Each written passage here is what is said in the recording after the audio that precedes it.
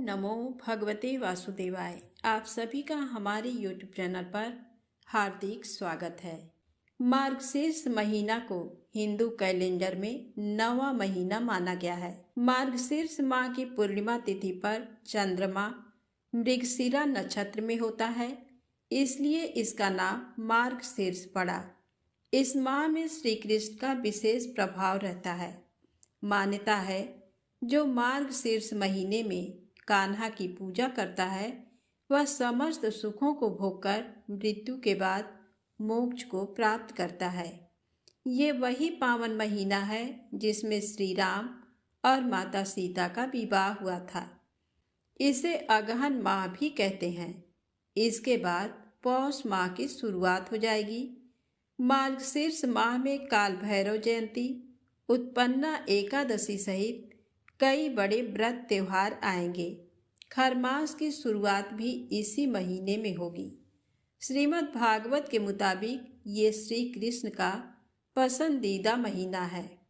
भगवान श्री कृष्ण कहते हैं, मैं सामों में बृहस्साम, छंदों में गायत्री, मासों में मार्गशीर्ष और ऋतुओं में बसंत ऋतु हूँ।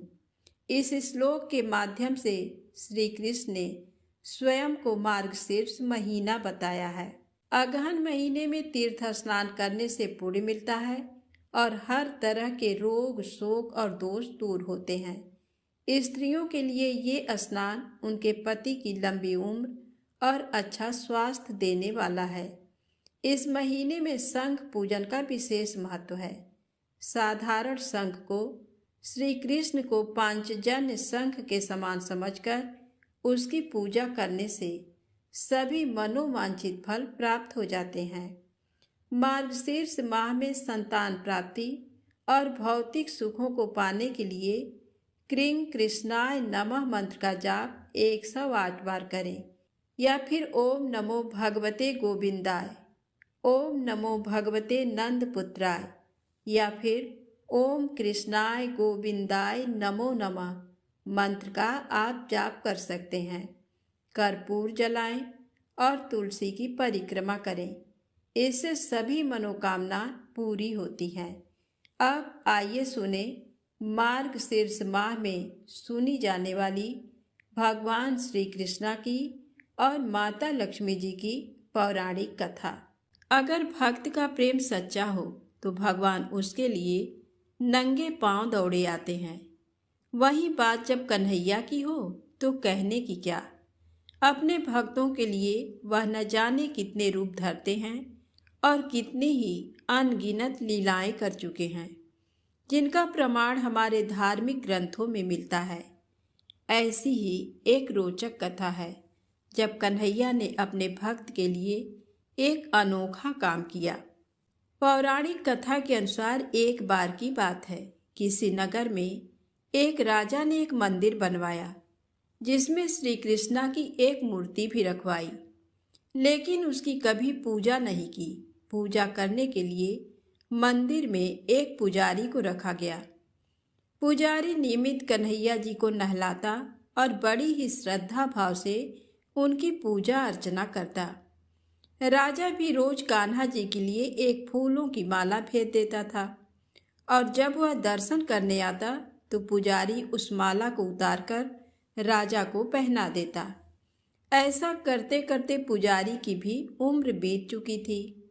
एक दिन किसी वजह से राजा नहीं आ सका तो उसने एक सेवक के हाथ मंदिर में माला पहुंचा दी और कहलवा दिया कि आज वह मंदिर नहीं आएगा, इसलिए पुजारी जी उसका इंतजार ना करें। इतना कहकर सेवक चला गया। पुजारी ने हमेशा की तरह कन्हैया जी को माला पहना दी, लेकिन जब शाम हुई तो पुजारी जी ये सोचने लगे कि माला उतारकर किसे पहनाई जाए। उसने सोचा क्यों ना ये माला आज मैं ही पहन लूं, वैसे भी मेरी उम्र हो चली है, जीवन का क्या पता कब खत्म हो जाए।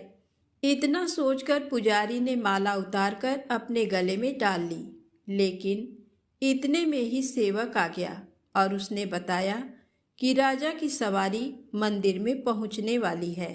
राजा की सवारी आने की बात जब पुजारी ने सुनी तो वह डर गया। उसने सोचा कि अगर राजा ने उसे देख लिया तो वह तो मरवा ही डालेंगे। आनन फानन में पुजारी ने माला उतारकर वापस कन्हैया जी को पहना दी। जैसे ही राजा अंदर आया तो हमेशा की ही तरह पुजारी ने माला कान्हा जी के गले से उतारकर राजा को पहना दी। लेकिन माला पर लगा सफ़ेद बाल देखकर राजा समझ गए कि पुजारी ने ये माला स्वयं ही पहनी थी। बस फिर क्या था, राजा क्रोधित हो उठे और उन्होंने गुस्से में पुजारी जी से पूछा कि माला पर सफ़ेद बाल कहाँ से आया। तब राजा की बात सुनकर पुजारी डर गया और बोल पड़ा, ये तो कन्हैया जी का है। अब तो राजा और भी क्रोधित हो गए, क्योंकि कान्हा तो भगवान हैं और उनके बाल सफ़ेद कैसे हो सकते हैं। इसीलिए राजा ने फरमान सुना डाला कि कल श्रृंगार के समय राजा खुद आएंगे और देखेंगे सच में ही कान्हा जी का सफ़ेद बाल है या पुजारी झूठ बोल रहा है। उन्होंने कहा कि अगर पुजारी ने झूठ बोला होगा तो उसे फांसी दे दी जाएगी। राजा का फरमान सुनकर पुजारी का बुरा हाल हो गया। उसने सोचा अब क्या करें, कहाँ जाएं? अब तो उसका मरना तय है। तब रोते रोते वह भगवान की शरण में पहुंचा और उनसे कहा कि हे केशव, मुझसे झूठ बोलने का अपराध तो हुआ है, लेकिन हो सके तो मुझे क्षमा कर दें और राजा से मेरी रक्षा करें। पुजारी ने कहा कि हे माधव, आपकी सेवा करते करते मैं वृद्ध हो चुका हूँ। अब आप मुझे माफ़ कर दीजिए, ऐसी गलती दोबारा नहीं होगी। यही कहते कहते पुजारी की न जाने कब आँख लग गई और उसकी आँख तब खुली जब सुबह हो चुकी थी। उधर सुबह होते ही राजा भी आ गया और कहने लगा, आज कान्हा जी का श्रृंगार वह खुद करेगा। ऐसा कहकर जैसे ही राजा ने कान्हा जी का मुकुट उतारा तो देखा कि श्री कृष्ण के तो सारे बाल ही सफ़ेद हैं। लेकिन राजा को फिर भी यकीन नहीं हुआ। उसे लगा कि फांसी के डर से पुजारी ने ही बालों को रंग दिया होगा। राजा ने सोचा कि क्यों न कन्हैया जी का एक बाल तोड़कर देखा जाए। इसके बाद राजा ने कान्हा जी का एक बाल तोड़ लिया। लेकिन जैसे ही बाल टूटा, कन्हैया के सिर से खून की धारा बहने लगी। ये देखकर राजा भगवान के चरणों में गिरकर माफ़ी मांगने लगा। तभी श्री कृष्ण की मूर्ति से आवाज़ आई, हे राजन, तुमने मुझे केवल मूर्ति मात्र ही समझा, इसलिए आज से मैं तुम्हारे लिए केवल मूर्ति मात्र ही रहूँगा। लेकिन पुजारी ने सच्चे मन और पूरी श्रद्धा से मेरी भक्ति की है, इसलिए उसकी अनन्य भक्ति को देखकर मुझे अपने बाल सफ़ेद करने पड़े। कन्हैया जी ने कहा कि भक्ति में कभी भी संशय नहीं होना चाहिए और सच्चे भक्त की लाज तो मैं कभी जाने ही नहीं देता। तो प्रेम से बोलें, राधे राधे, जय श्री कृष्णा। अब आइए सुने मार्गशीर्ष मास में सुनी जाने वाली माता लक्ष्मी की पौराणिक कथा। द्वापर युग की बात है। सौराष्ट्र में उस समय भद्रश्रवा नाम के राजा थे। वे बड़े पराक्रमी राजा थे। 4 वेद, 6 शास्त्र, 18 पुराणों का उन्हें ज्ञान था। उनकी रानी का नाम सूरत चंद्रिका था। रानी दिखने में सुंदर और सुलक्षणा थी तथा पतिव्रता थी। उन दोनों को 7 पुत्र तथा उसके बाद एक कन्या का वरदान मिला था। कन्या का नाम श्याम बाला था। एक बार महालक्ष्मी जी के मन में आया कि जाकर उस राजा के राजप्रसाद में रहे। इससे राजा को दुगनी धन दौलत की प्राप्ति होगी और वह इस धन दौलत से अपनी प्रजा को और सुख दे पाएगा। गरीब के घर अगर रहे और उसे धन दौलत प्राप्त हो तो वह स्वार्थी की तरह केवल अपने ऊपर ही खर्च करेगा। ये सोचकर श्री महालक्ष्मी जी ने बूढ़ी ब्राह्मण स्त्री का रूप धारण किया। हाथ में लाठी लिए लाठी के सहारे रानी के द्वार तक पहुंची। यद्यपि उन्होंने बूढ़ी औरत का रूप धारण किया था, पर उनके चेहरे पर देवी का तेज था। उन्हें देखते ही एक दासी सामने आई। उसने इनका नाम, धाम, काम, धर्म पूछ डाला। वृद्ध ब्राह्मण का रूप धारित माता लक्ष्मी ने कहा, बालिके, मेरा नाम कमला है। मेरे पति का नाम भुवनेश है। हम द्वारिका में रहते हैं। तुम्हारी रानी पिछले जन्म में एक वैश्य की पत्नी थी। वह वैश्य गरीब था। दारिद्र्य के कारण हर रोज घर में झगड़े होते थे तथा उसका पति रोज उसे मारता था। इन बातों से तंग आकर वह घर छोड़कर चली गई तथा वन जंगल में खाली पेट भटकने लगी। उसकी इस दुर्दशा पर मुझे दया आई। तब मैंने उसे सुख संपत्ति देने वाली श्री महालक्ष्मी की कथा सुनाई। मेरे कहने पर उसने श्री महालक्ष्मी का व्रत किया। श्री महालक्ष्मी प्रसन्न हुई। उसकी गरीबी दूर हुई।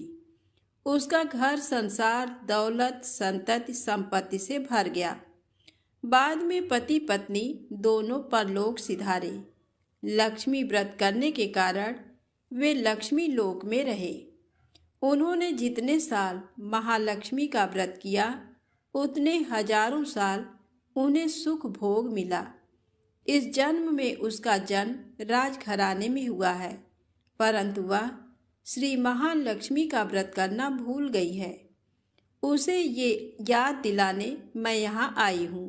बुढ़िया की बातें सुनकर दासी ने उन्हें प्रणाम किया तथा श्री महालक्ष्मी का व्रत किस तरह किया जाए इस बारे में पूछा।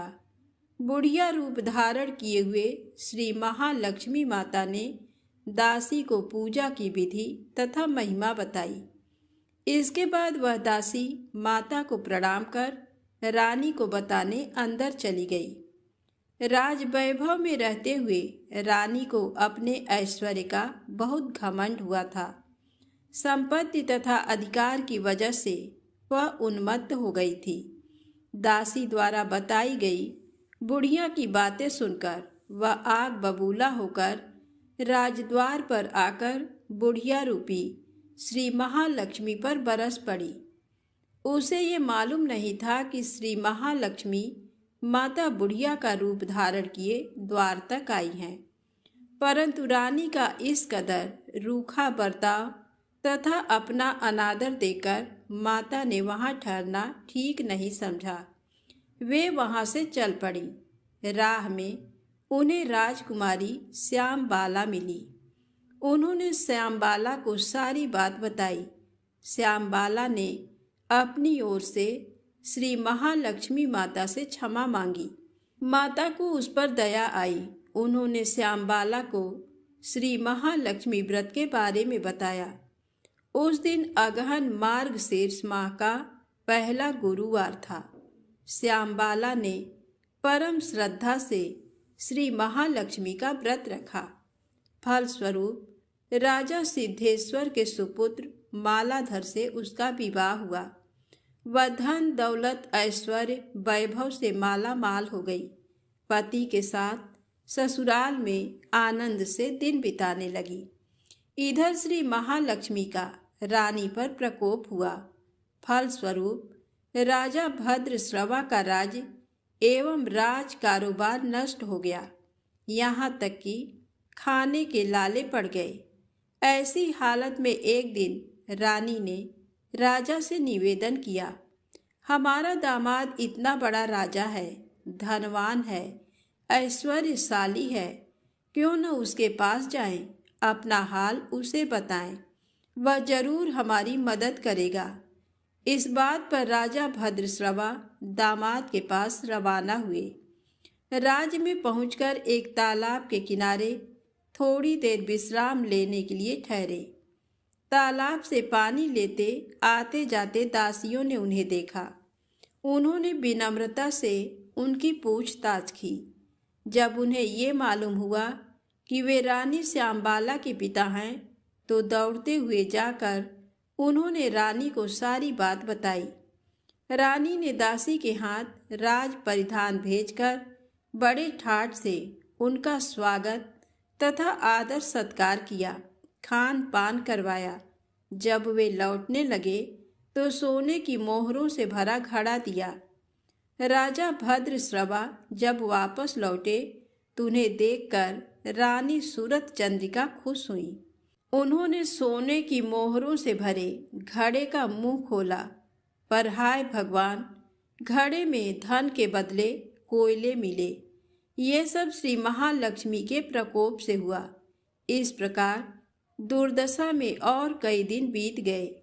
इस बार रानी स्वयं अपनी कन्या के पास गई। वह दिन अगहन माह का अंतिम गुरुवार था। श्यामबाला ने श्री महालक्ष्मी का व्रत किया, पूजा की, अपनी माता से भी व्रत करवाया। इसके बाद रानी अपने घर आई। श्री महालक्ष्मी का व्रत रखने पर उसे फिर से अपना राजपाट, धन दौलत, ऐश्वर्य प्राप्त हुआ। वह फिर से सुख शांति आनंदमय जीवन बिताने लगी। कुछ दिनों बाद राजकन्या श्यामबाला अपने पिता के घर आई।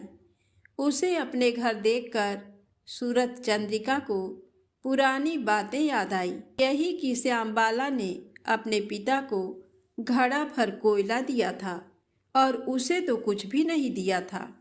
इसी कारण श्यामबाला को पिता के घर आने पर उसका कोई आदर आतिथ्य नहीं हुआ, बल्कि अनादर हुआ। पर उसने इस बात का बुरा नहीं माना। अपने घर लौटते समय उसने पिता के घर से थोड़ा नमक ले लिया। अपने घर लौटने पर उसके पति ने पूछा, अपने मायके से क्या लाई हो? इस पर उसने जवाब दिया, वहाँ का सार लाई हूँ। पति ने पूछा, इसका मतलब क्या हुआ? श्यामबाला ने कहा, थोड़ा धीरज रखें, सब मालूम हो जाएगा। उस दिन श्यामबाला ने सारा भोजन नमक डाले बिना बनाया और परोसा। पति ने खाना चखा। सारा खाना नमक के बिना था, इसलिए स्वाद नहीं आया। फिर श्यामबाला ने थाली में नमक डाला। इससे सारा भोजन स्वादिष्ट लगने लगा। तब श्यामबाला ने पति से कहा, यही है वह मायके से लाया हुआ सार। पति को उसकी बात सही लगी। फिर वह दोनों हंसी मजाक करते हुए भोजन करने लगे। कहा गया है कि इस तरह जो कोई श्रद्धा भाव से श्री महालक्ष्मी जी की पूजा करे, उसे माता की कृपा प्राप्त होती है, सुख संपत्ति शांति प्राप्त होती है, सभी मनोकामनाएं पूरी होती हैं। परंतु ये सब प्राप्त होने पर माता की पूजा को भूलना नहीं चाहिए। हर गुरुवार को व्रत पाठ अवश्य करना चाहिए। इस तरह श्री महालक्ष्मी की महिमा भक्तों की मनोकामना पूरी करती है। तो प्रेम से बोले, महालक्ष्मी माता की जय हो। आइए सुने श्री कृष्ण से जुड़ी दूसरी पौराणिक कथा। क्या आप जानते हैं कान्हा को बांसुरी किसने दी? तो आइए सुने इस रोचक कथा को। द्वापर युग के समय जब भगवान श्री कृष्ण ने धरती में जन्म लिया, तब देवी देवता वेश बदलकर समय समय पर उनसे मिलने धरती पर आने लगे। इस दौड़ में भगवान शिव जी कहाँ पीछे रहने वाले थे।